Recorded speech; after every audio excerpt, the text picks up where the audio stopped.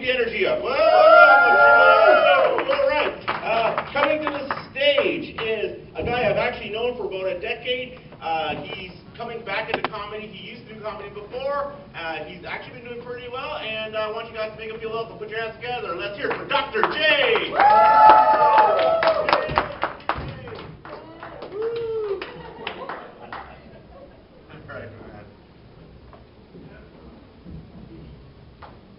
You can applaud, keep going. Don't stop it. See, last week when I was here, and you weren't here, Alex, for the first time in many years, I actually kept the mic on the stand. I have never done that like in 20 years, ever. Kept it on the stand. So now we'll get back to like more comfortable things. See, this is a great night to actually try some new stuff out, so hence the notes. I'm going to ask a survey here, actually, of a couple of people. Beards. There was a guy sitting here last week, actually, right where you are, sir, and he had this fantastic beard, so we kind of bonded with the beards. And I want to ask the gals, if I can, I don't even know if I talked about this with Alex. Alex and I work together at the Magic Castle upstairs here. And what do gals think of the beard look? Because I'm always told it's going to get in the way of a guy's chances of, you know, getting a girl. Now, Jordy, very clean-shaven, right? Now, 5, okay, yes, the stubble look. Who made that famous? Don Johnson. But what do gals prefer nowadays? Never, so he's always had the goatee, beard?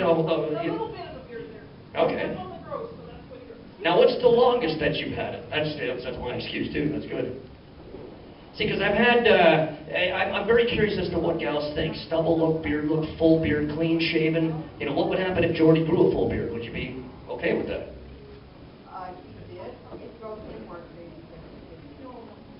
Interesting. See, because I often think to myself, despite the fact that people always say, you know, with this long bearded scruffy look, you will never get a girl, but I'm very happy to say that that's not true. For years, I happily played the field. Played the field, very confidently played the field. All right, who am I kidding? I played with myself in the field. I was terrified the first time I had sex, absolutely terrified, because I was all alone. First girlfriend I ever had, she dumped me before we even met. Sad. I better not stand too close to the edge. I almost fell off last week. Second girlfriend I ever had, that didn't work out. That didn't last at all. She wasn't my type. Inflatable. Now, what's interesting is, you know how in the Tom Cruise movie, right, the girl, Renee Zellweger, I think it was, right, she said, you had me at hello, right? I always heard, you lost me at hello. Story of my life, Alex. It's my girlfriend, Alex, is here tonight, by the way. No. Well, we are BFFs, right? You know what I found out, though? Now, actually, this joke is going to be horrible on the heels of that, but I found out, despite living many years in darkness, that sex is actually a wonderful thing, right? And most people will agree. Sex is absolutely beautiful, absolutely wonderful. I learned that very early on, probably even more so with an actual person, right? So I decided to do a little bit of research to find out what my shortcomings were, what my limitations were, see if I could actually get to the bottom of this, conquer my problem, because despite the fact that people always told me you'll never get a girl looking like this, they were right, sadly enough. So I decided I'm going to end that streak right now. So I did a little bit of research. I went to the bottom of this, bought a book a couple of weeks ago. The book was called How to Make It Big. And was I ever pissed off when I found out it was about money? So sad, so sad. I decided to find out what kind of guy I am when it comes to gals, right? A lot of guys have, you know, they want to find out what appeals to them when it comes to the opposite sex. Are you a leg man? Are you a breast man? An ass man, right? And I figured, number one, I don't want to be a breast man. Because every guy is a breast man, right? Everybody's got nothing but breasts on their mind all the time. So I figured, no, I don't want to be that way. I may have them on my mind all the time, but I don't want to be a breast man, because you feel like such a boob. Right? That's the breast joke I can come up with. But I figured I am probably an ass man. If I had to be accurate, that's probably what I am, is an ass man, because girls for many years always pointed at me and said, you're an ass man. Sad. But anyways, all the hard work paid off. I met Emily. Right? Not Alex. Emily, who's supposed, she's been here every week ever since, because I took a few years off of doing this, but, so she couldn't be here tonight, she's with a buddy, but, But all the hard work, all the study, all the research paid off, and Emily is now my girlfriend. And what's interesting about that is I found out that Emily's a school teacher. That's her occupation. Once she left MMG, wink, wink. Right, so she's a school teacher, and I found out, guys are going to love me for this. The best girl to date is a school teacher, and I'll tell you why. Because if you do something wrong, they make you do it over again. Right? If you don't know what you're doing when it comes to certain things, if you know what I'm talking about, they work with you, they help you through it and all that, right? Until that's what a teacher does. It's absolutely awesome. So finally, after all these years in darkness, right, Emily's my girlfriend, and now I am in good hands. And for once, they're not my own. Weird thing about Emily, when I met her, she used to be afraid of the dark. Now, then she saw me naked, now she's afraid of the light. Well, no. I just put a picture on Facebook of me doing a handstandy thing with no shirt on again, right? That's, you know. You ever throw your back out when you're trying to suck in your gut? That's awkward, but it happens. I'm not as skinny as I appear. But hey, Emily and I, we make the perfect couple, right? Alex, like it's a perfect balance.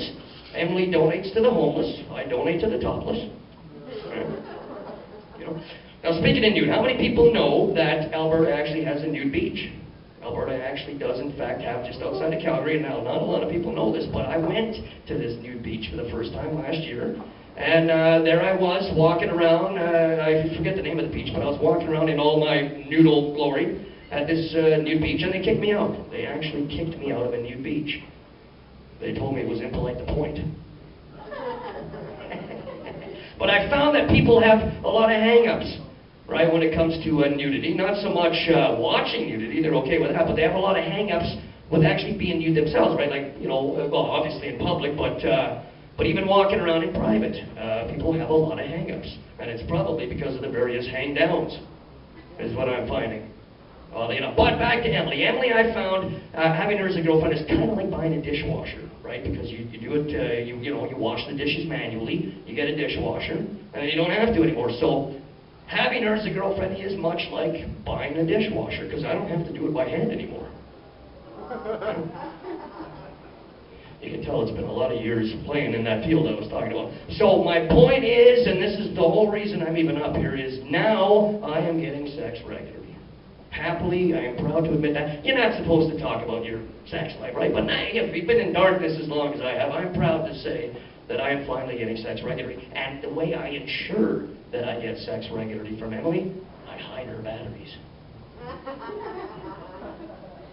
Now, I believe you had mentioned a doctor's appointment, right? Now, see, this is interesting because, and you know this, Alex, MMG upstairs, you have to do a physical for insurance reasons, so they do all the magic shows and stuff like that. So I have, how many people have had a complete physical ever before? Like, they always tell us guys that we got to do that, right? It's funny, Jordy had mentioned that he was the youngest. Here, I'm probably the oldest, which is odd. But you had a physical, you said? A complete, yes. You know, I have not. So I'm going for my first complete physical ever. And I'm a little bit concerned about this, and it's the whole works. I'm getting kidney tests, heart tests, lungs, right, blood tests. I stayed up all night studying for my blood test. But prostate exam, right, and I have to admit I'm a little bit concerned about the prostate exam, to be honest with you. In fact, that really bothers me for two reasons. One, that I'm certainly not going to enjoy that experience. And two, I just might possibly enjoy that experience of the prostate exam. See, because if they tickle just the right spot up there, it is ecstasy. Right? See, only the guys know that, right? Only the guys know what I'm talking about. Oddly enough. Now, the doctor also told me, I don't know if he says this when you get a physical, but he said to me he wants a stool sample, a urine sample, and a semen sample. And I said, forget it, I'm just giving you a pair of my underwear and I'm going home. Because it is all contained therein, and I don't have to bother with all these tests. Now, I should say this. When you mention underwear, right, people think boxers or they think briefs or, you know, whatever. Not me. I think of that Halloween a couple of years ago. I didn't know what to dress up as for Halloween, so I said, I had a magic show, I think it was, to do, and I said to my dad, I said, you know, I don't know what to dress up as for Halloween, and my dad, he says, well, why don't you put a pair of underwear on your head and go out as an asshole? I don't think my dad likes me either. Actually, my dad threatens to put me in the will, right? That way I'll owe millions. Dads. I wonder if I should do the numerical addition word speech. No, I don't. You need a big crowd, right, for something like that. I do work, now I keep pointing to Alex here because she, and thanks for the support, it's absolutely awesome. I do know, however, could you read out what you wrote in your comment card? Just read what you wrote on your paper airplane / comment card. It says, see, I don't want to influence anybody. Now watch this, I will show you how I can influence you too, using a little bit of Sean's hypnosis, to actually maybe put a comment about me on your comment card, no pressure. I work in the city as a magician, and on the weekends at Monster Mini Golf upstairs, right above us. And has anybody been there to Monster Mini Golf? You guys ever? Now, check this out. This is awesome. There's only 2 couples to play with, and Alex, we got the same connections. We don't have to worry about this. How good of a magician am I? I will show you. Watch this. If you don't mind, sir. Think of a number between 1 and 10, but don't say it out loud. Got it? I will put Jordy to shame with this bit. Watch this. Your number is... It's easy enough. Your number is 8. Am I right? Son of a gun, that just cost me a free pass to Monster Mini Golf. Look at that. There you go. See, use that whenever you want. Now, what if you want to take Jordy? Let's try this out. I'll use a female, and I'll redeem myself. So think of a number between 1 and 10. But don't say it. You got it? Here we go. Redeem my... This is easy, because I bond with the females, right? So check this out. Well... I don't even have to think about this one. Your number is number 4, am I right? Son of a gun, there's another pass to Monster Mini Golf. See, so you can use that anytime you want. Come and visit us. Come on the weekends, right? And then come afterwards and hang here at Monster. Come to the Comedy Factory. Come and see another show. See, we plug both companies. They want to talk magic, right? I don't know if they're back there, if they're watching this, right? You want to talk magic? There's Jordy. Watch this. You ready? Watch this. Here we go. Whoa. See, look at that. And she jumped you. I love that. Pretty good, eh?